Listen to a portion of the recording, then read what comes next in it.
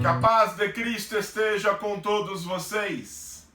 É com grande alegria que venho mais uma vez, através do canal Grama Cristã, compartilhar um pouco daquilo que Deus tem colocado no meu coração, ao coração daqueles que acessam esse canal em busca de uma palavra de edificação. Hoje é um dia especial, de uma semana especial. Hoje, essa semana, nós comemoramos a quinta-feira do julgamento de Jesus, onde ele foi julgado e sentenciado à morte, a sexta-feira da paixão, o sábado de aleluia e o domingo da ressurreição. E para isso eu gostaria de, antes de falar um pouco sobre esse tema, eu gostaria apenas de ler um verso, carta de Paulo, a primeira carta aos Coríntios, no capítulo 5, no versículo de número 7, está escrito: Alimpai-vos, pois, do fermento velho, para que sejais uma nova massa, assim como estáis sem fermento, porque Cristo, a nossa Páscoa, foi sacrificado por nós. Amém? Glória a Deus pela sua palavra.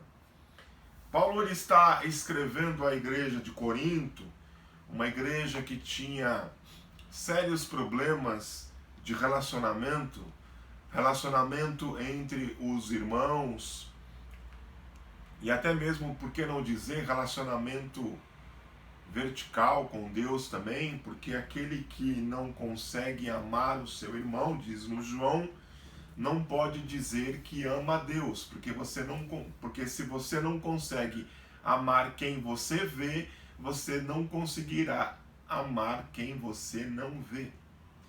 Então, Paulo está escrevendo aos Coríntios, falando sobre os problemas, a importância da vocação deles, fala sobre o caráter da pregação, fala sobre o espírito mundano que causa dissensão na igreja, né?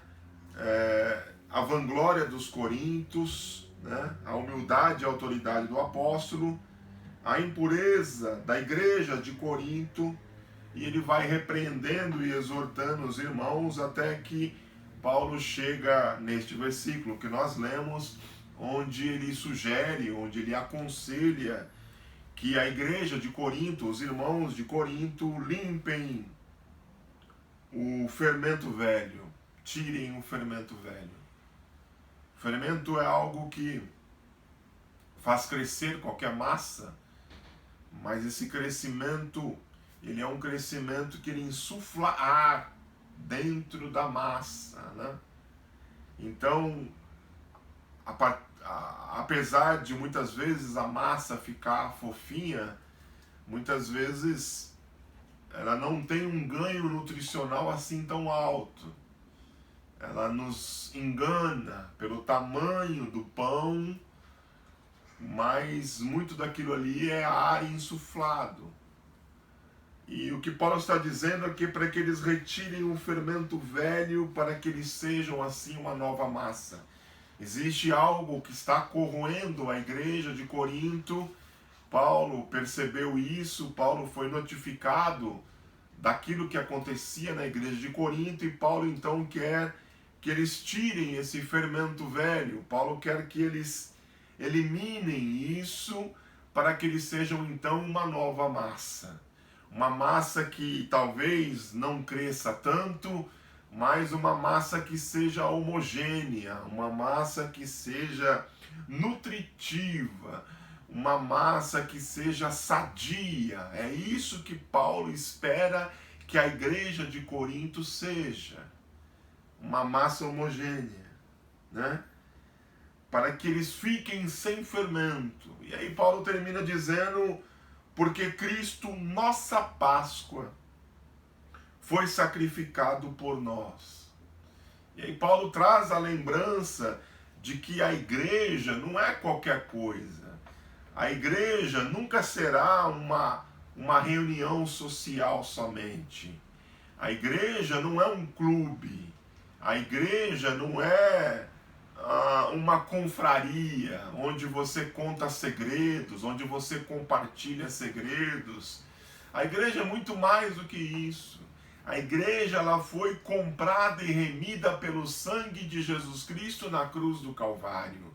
A igreja, ela é una, ela é santa, ela é especial, ela é majestosa em si mesma, porque Cristo morreu por ela.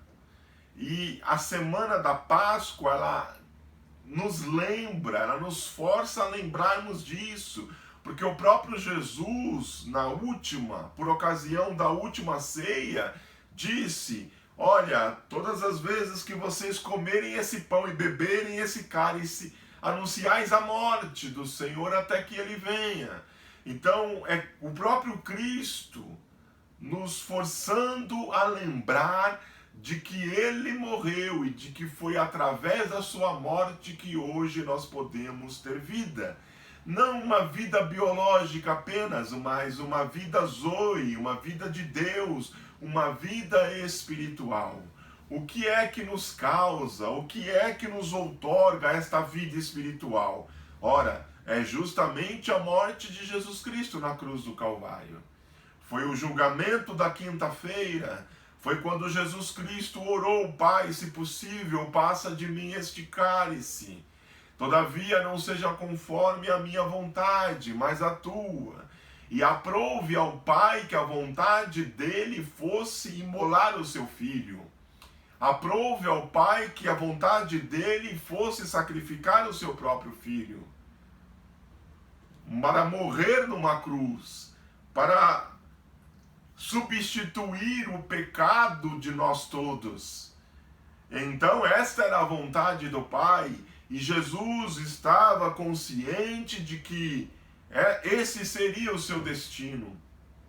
A partir daquele momento, quando ele ora, quando ele volta para os seus discípulos, logo vem Judas com uma comitiva, com uma guarnição de soldados para o prender.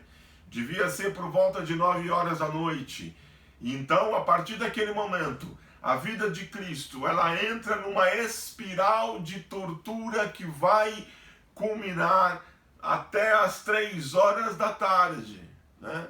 Seriam aí 12 mais 6, 18 horas de torturas físicas ininterruptas, onde Cristo é julgado, onde Cristo é espancado, onde ele é julgado à reveria, onde plantam falsas testemunhas contra ele, onde ele passa praticamente a noite sem dormir, onde no final da madrugada, no começo da manhã, é levado a um júri diante de Pilatos, depois de já ter passado por Pilatos uma vez, mandado para Herodes, enviado para Pilatos outra vez, e agora Pilatos então pergunta ao povo: olha, eu tenho 2 pessoas aqui, uma é a pior de todas, chamada Barrabás, e a outra é Jesus, que na minha concepção nenhum mal fez.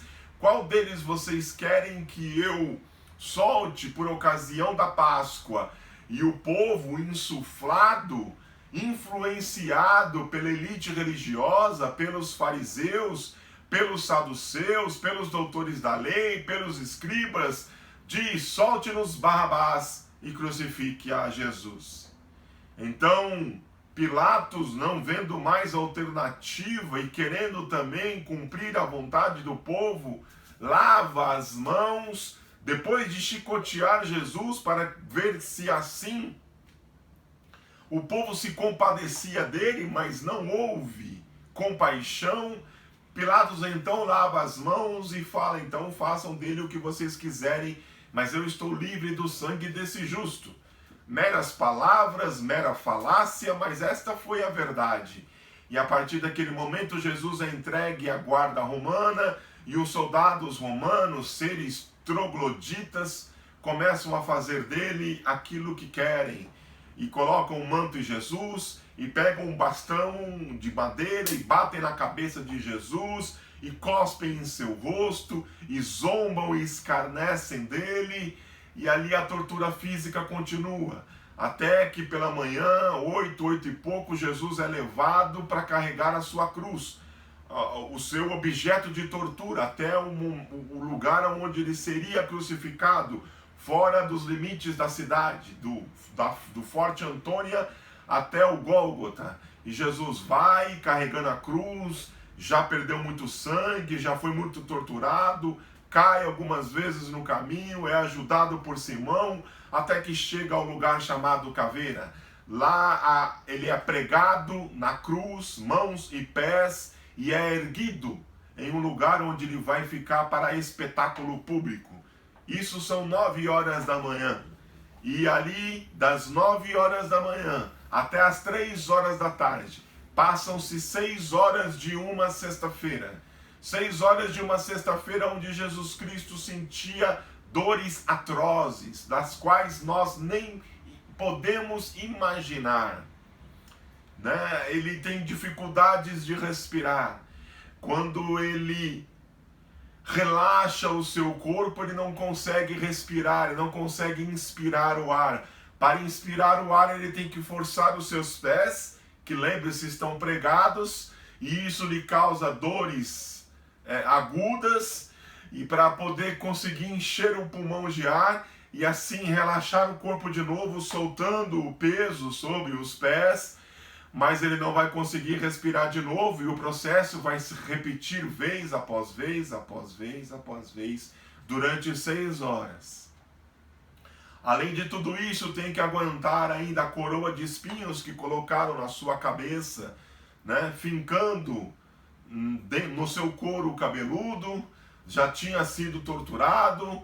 Ainda, além disso, tem que aguentar a zombaria, o escárnio daqueles que passam, de que meneiam a cabeça, de que cospem, de que estão ali para até instigar ele a sair da cruz. Tu não és o Cristo, sai daí, né? Livra daí, se não és filho de Deus. Aguentar a zombaria dos ladrões que estão um à sua direita, outro à sua esquerda, né? E dizendo, salva-te a ti e a nós também. O da esquerda não se comoveu, o da direita acabou se comovendo e depois ganhou a salvação, não é mesmo? E aí, até chegar ali às 3 horas às 3 horas da tarde, o horário que seria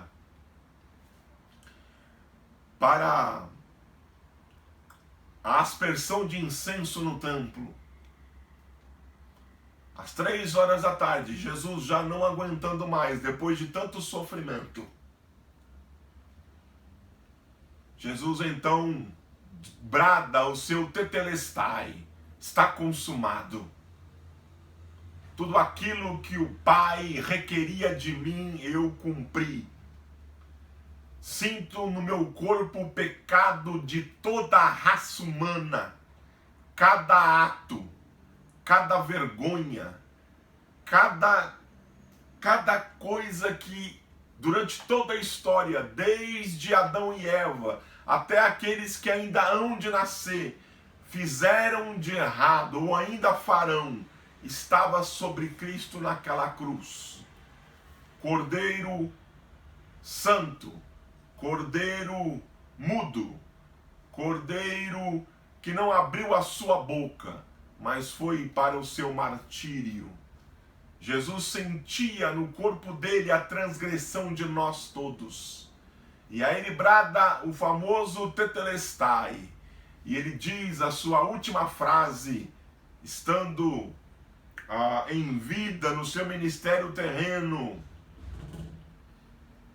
na terra: Pai, nas tuas mãos entrego o meu espírito. E assim Jesus expirou.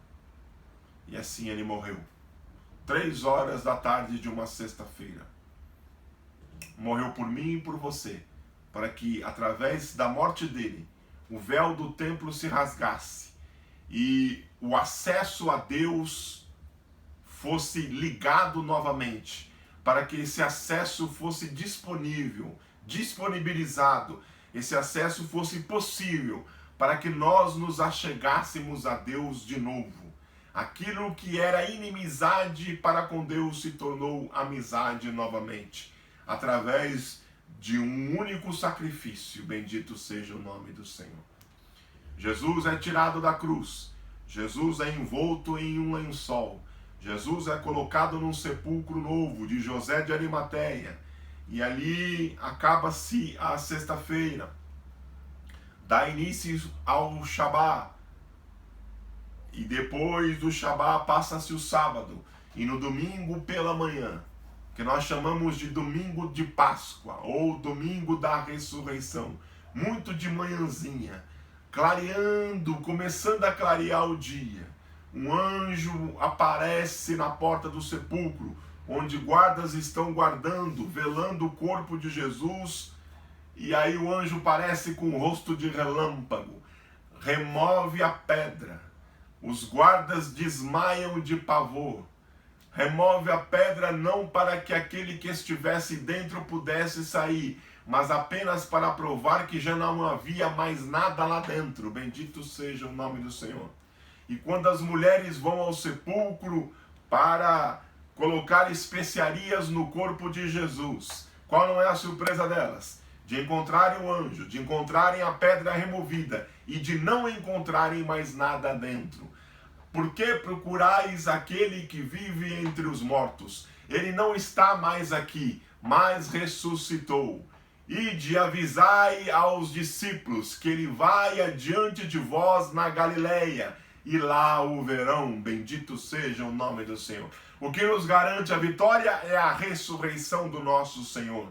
Todos os outros deuses, entre aspas, da história morreram e estão sepultados, e na maior parte deles nós sabemos onde fica o seu sepulcro, mas o nosso Deus, o Deus do cristianismo, o Deus que nós cremos, ele até tem um sepulcro, mas esse sepulcro não tem nada lá dentro. O sepulcro está vazio, porque aquele que estava lá dentro, ele ressuscitou ao terceiro dia, se assentou à destra de Deus e está a interceder por cada um de nós. Bendito seja o nome do Senhor. Então lembre-se disto nesta semana.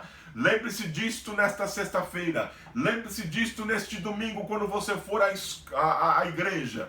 Lembre-se de que o sacrifício de Jesus na cruz do Calvário não foi em vão. Foi para nos salvar, foi para nos remir, foi para nos religar com Deus novamente. Bendito seja o nome do Senhor. E através da sua morte e da sua ressurreição, nós temos a vitória. Através da sua morte e ressurreição, nós temos vida espiritual com Deus. Bendito seja o nome do Senhor. Através da sua morte e ressurreição, nós temos certeza da vida eterna. Nós vivemos nesta vida como filhos de Deus, e quando nós partirmos desta para a eternidade, nós passaremos a eternidade do lado de Deus, do lado de Jesus, aquele que morreu por nós. Santo nenhum morreu por nós, santa nenhuma morreu por nós. Eu me ajoelho, eu me prostro, eu adoro apenas aquele que morreu na cruz do Calvário por mim.